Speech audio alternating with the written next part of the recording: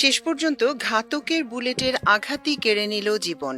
মারা গেলেন ইনকিলাব মঞ্চের মুখপাত্র শরীফ ওসমান হাদী। ইন্না লিল্লাহি ওয়া ইন্না ইলাইহি রাজিউন। সিঙ্গাপুর জেনারেল হাসপাতালে চিকিৎসাধীন অবস্থায় শেষ নিঃশ্বাস ত্যাগ করেছেন তিনি।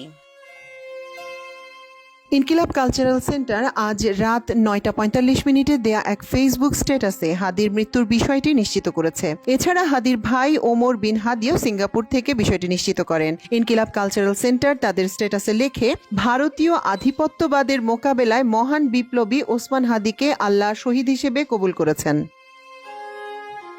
গত ১২ই ডিসেম্বর শুক্রবার মতিঝিল এলাকায় প্রচার চালিয়ে ফেরার পথে পুরানা পল্টনের বক্স কালভার্ট সড়কে মোটরসাইকেল থেকে তাকে লক্ষ্য করে গুলি করে দুর্বৃত্তরা। মাথায় গুলিবিদ্ধ ওসমান হাদীকে গুরুতর অবস্থায় প্রথমে ঢাকা মেডিকেল কলেজ হাসপাতালে নেওয়া হয়। সেখানে প্রাথমিক চিকিৎসার পর ওই রাতেই তাকে রাজধানীর এভার কেয়ার হাসপাতালে নেওয়া হয়। হাদীর অবস্থা ক্রমশ সংকটাপন্ন হওয়ায় পরে উন্নত চিকিৎসার জন্য গত সোমবার এয়ার অ্যাম্বুলেন্সে ওসমান হাদীকে সিঙ্গাপুরে নেওয়া হয়। সেখানেই শেষ নিঃশ্বাস ত্যাগ করেন তিনি।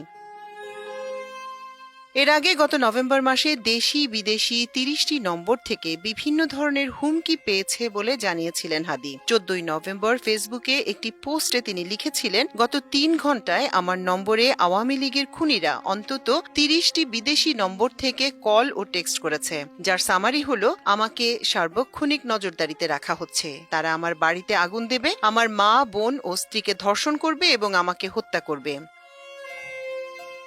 জুলাই গণ অভ্যুত্থানে অগ্রণী ভূমিকায় ছিলেন ছাত্রনেতা ওসমান হাদী। বিক্ষোভের সময় তার জ্বালাময়ী বক্তৃতায় উদ্বুদ্ধ হয়ে বহু শিক্ষার্থী ফ্যাসিবাদের বিরুদ্ধে রাজপথে নামেন। গণ অভ্যুত্থানের পরও তিনি রাজপথে সক্রিয় রয়েছেন। ত্রয়োদশ জাতীয় সংসদ নির্বাচনে স্বতন্ত্র প্রার্থী হিসেবে লড়তে চেয়েছিলেন ঢাকা ৮ আসন থেকে। ভোটের মাঠে ভোর থেকে রাত পর্যন্ত গণসংযোগে ব্যস্ত সময় পার করছিলেন তিনি। তবে আর নির্বাচনে লড়া হলো না হাদীর। শেষ পর্যন্ত হাদীর হত্যার আশঙ্কাই সত্যি হলো। তাকে হত্যা করল ঘাতকরা। বাংলাদেশের মানুষকে কাঁদিয়ে চিরতরে হারিয়ে গেলেন আজাদীর প্রিয় সন্তান শরীফ ওসমান হাদী।